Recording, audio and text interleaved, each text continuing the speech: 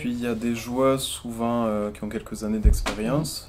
Bon, vous connaissez très bien Gaëlle Hermé, Safi Ndiaye ou Marjorie Mayence, qui sont des ambassadrices qui vont savoir dire les petits arguments sympas et savoir dire, bon ben nous c'est un jeu d'évitement. Elles vont pas critiquer en fait les garçons, parce que c'est peut-être pas utile. Non, c'est franchement c'est un autre sport. C'est un autre style de jeu, Mais voilà, à chaque cycle en fait, vous avez, on va dire, peut-être des nouvelles ambassadrices qui font avancer les choses, le point de vue, qui donnent les bons arguments et qui en parlent bien en fait. Il y a des interviews où elles disent ce qu'il faut, notamment au rugbyman, pour un public rugbyman, leur dire ben là vous allez voir du jeu. Bon ben ok, il y a plus qu'à regarder. J'en profite pour dire que là on est le 22, on est le 22 ou le 23, on est le 23 avril. Vous le regardez où le match tout à l'heure?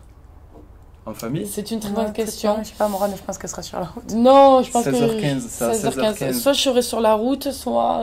Non, je suis arrivée déjà parce que je vais être pour ça, ça remonte. Il y a, pareil, à notre Clubhouse de Montpellier, il y a le match qui est diffusé sur... On a une télé là dans le Clubhouse. On a prévu de se retrouver là pour regarder les copines, quoi, parce que c'est nos copines qui jouent. Il y a combien de filles de Montpellier? Là, je crois qu'il y en a 4. Il y en a 4 là sur la feuille de match. Donc ouais, franchement, on est à fond, on est les premières surportrices. Ouais, ça fait bizarre de voir la copine, télé, quoi. Surtout, moi qui ai la chance d'y être, je sais ce que c'est, donc j'ai un regard un peu particulier sur ça. Mais c'est vrai que c'est il y a des conseils, il y a des conseils que tu as pu donner ou... Oui, après en équipe de France, on sait, généralement quand on y va, c'est que on sait bien jouer au rugby, donc c'est surtout... Franchement, là je sais qu'elle joue à Grenoble, le stade je crois qu'il va être plein, donc franchement l'ambiance c'est génial. Et puis franchement, je peux vous dire que le 16e homme c'est pas un mythe, hein, c'est vraiment... franchement ça pousse, ça te porte. Quand tu cours là, tu entends du bruit derrière toi là, dans les tribunes, ça te décuple encore plus la motivation, quoi. Donc jouer à domicile c'est quelque chose, notamment quand il y a un vrai public derrière. Quand il y a un vrai public, ça pousse fort, hein. Avant de changer de sujet, parce qu'on parlait de développement de l'image du rugby féminin, est-ce que vous ne pensez pas aussi que le rugby féminin souffre de ne pas avoir de figure de proue médiatique? Je parle des joueuses. Par exemple, le rugby, pendant très longtemps, toute proportion gardée, le rugby était quand même un sport un peu confidentiel. Et après, est arrivé des Michalak, des Chabal, etc., qui ont démocratisé. Est-ce que vous ne pensez pas que le rugby féminin souffre de ça aussi? Et est-ce que vous voyez des filles qui pourraient porter cette image? Du coup, je ne suis pas d'accord avec Sylvain. Pour moi, il y a des ambassadrices. Mais t'as des filles comme tu vois, Marjorie Mayence, Safi Ndiaye, qui sont là depuis des années. Mais elles sont là depuis des années parce que nous, on est habitués, on a toujours été dans ce milieu-là de rugby féminin. Il y en a plein. Comme toi, Frédéric Michalak, Sébastien Chabal, tout le monde les connaît. Même s'ils connaissent rien en rugby. Des Safi Ndiaye, des Marjorie Mayence, des Gaëlle Hermé, Gaëlle Mignot. Nous on les connaît parce qu'on est dans le truc du rugby. C'est ça. Nous pour nous c'est des grosses ambassadrices, c'est vrai. Il y en a d'autres à côté. Mais si tu sors du microcosme du rugby, tu les connais pas. Personne les connaît. Tu les connais pas, mais on en revient au problème de la médiatisation, que c'est du fait que personne les connaît parce que il y a pas de... C'est assez récent, mine de rien, que le rugby féminin on mette un peu la lumière dessus. Hein. C'est assez récent, franchement, je te dis, il y a 10 ans... il y a combien il y en a qui disent combien il y a une stressine qui me disait mais il y a du rugby féminin, ça existe. Ça fait 10 ans, c'est pas si long que ça. Et nous, on les connaissait déjà, hein, Marjo et Safi, on les connaissait déjà il y a 10 ans. Vous avez joué avec Marjo, on a souvent joué contre parce que Marjo, elle était. Bon, avant Bagnac, c'était Saint-Orens. Et on jouait contre en cadette, on a joué contre en senior.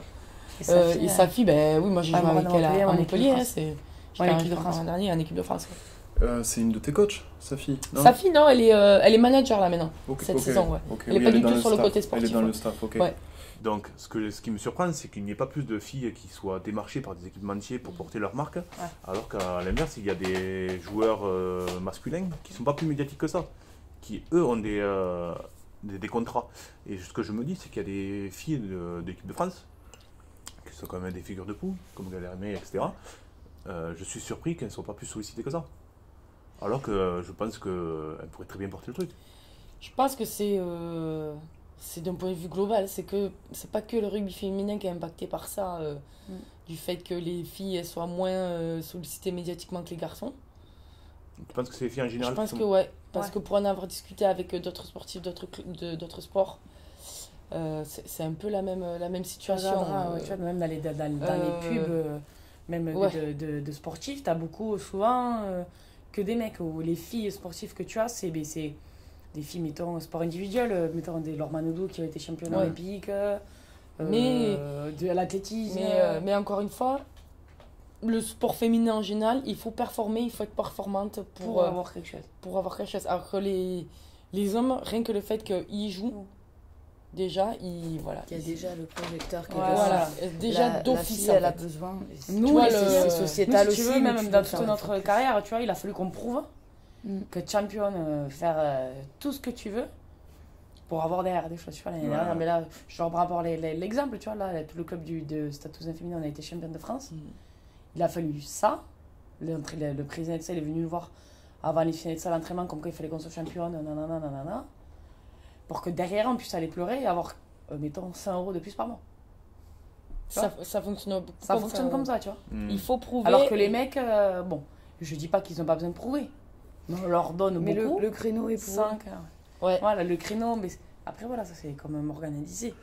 T'as le sport féminin et t'as le sport masculin qui est au-dessus. Mais c'est comme partout dans la société aujourd'hui, même au travail. Au travail, t'as que des grosses têtes dans les grandes entreprises et tout ça, t'as pas beaucoup de femmes. C'est beaucoup masculin et voilà. Je pense que c'est un fait sociétal qui fait que, de base, le sport masculin, c'est pareil. De base, c'est le moment féministe, hein, mais oui. la femme est pas là pour prendre la lumière non plus. Du tout. Sur ce genre de créneau. Nous, c'est là où il faut sortir les rames, mais il faut. Elle a toujours été obligée de prouver 100 fois plus que les garçons. Ouais.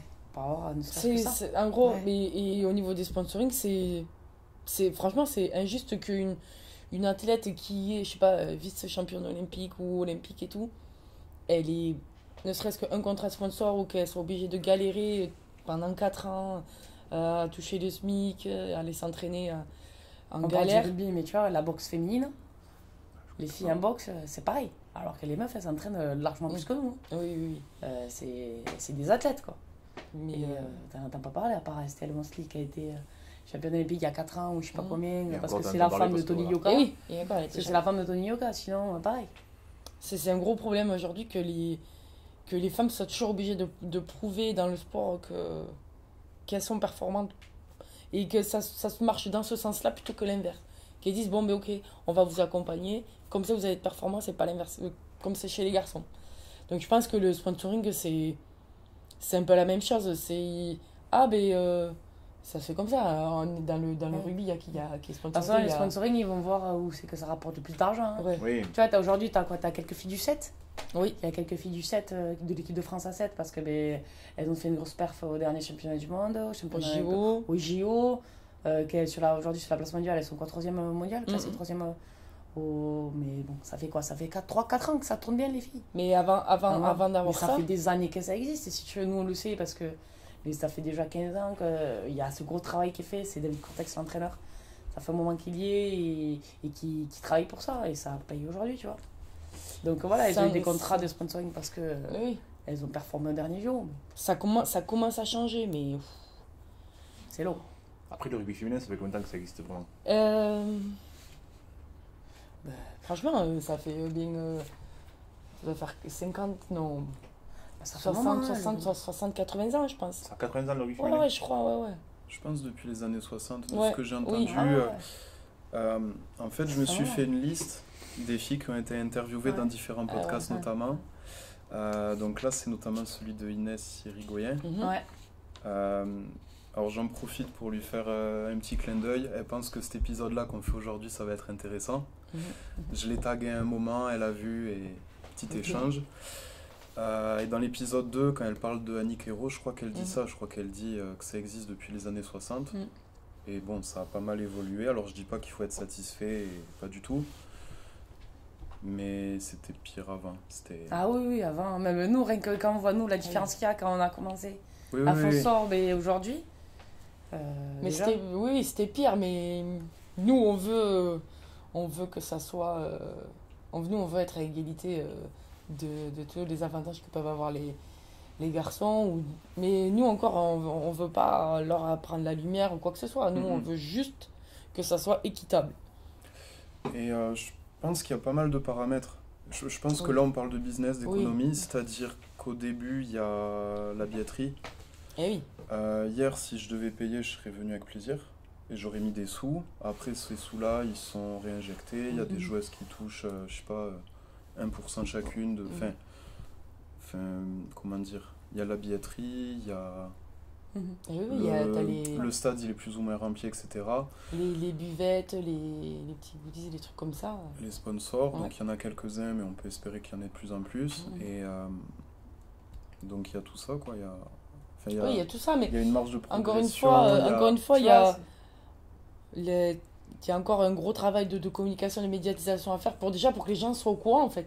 Parce qu'il y en a plein qui ne savent pas que... Qui savent pas, même au Stade Toulousain, il y en a plein qui savent pas qu'il y a une équipe de à Montpellier, c'est pareil. Mais tu vois, comme tu disais, toi, tu aurais payé, tu t'en fous si l'entrée était payante et tout ça. Mais il y en a, c'est même 5 € l'entrée ou 8 €, ils trouvent que c'est cher. Ils disent, non, on va pas payer pour voir du rugby féminin. 5 €, 8 € c'est cher. On entend ça quand même. Tu vois. Alors que les mecs, bon... C'est deux mesures différentes, mais bon, les mecs, la place, tu vas payer 40 balles, minimum. Donc, là, vous parliez de cercle vicieux, ou sinon, comment dire, enfin, nous, on ne peut pas avoir de prétention, là, c'est le deuxième épisode du podcast, mais on peut imaginer un cercle vertueux qui continue. Donc là, en 10-12 ans, on a vu un changement, j'ai vu un changement, et notamment vous suivant vous. Mais on peut imaginer que ça continue. De toute façon, de toute façon, c'est sur la phase ascendante. Ça va faire qu'évoluer. Je pense que ça va accélérer même. Ça va accélérer les choses. Tu vois, la dernière Coupe du Monde. Après, c'est malheureux à dire, comme on disait, il faut performer. Mais les filles, tant que l'équipe de France sera derrière l'Angleterre et que l'Angleterre, c'est une des meilleures nations au monde, même si l'équipe de France, elles sont 3e mondiale. Elles ont fini 3e aux 2 derniers mondiaux. Voilà.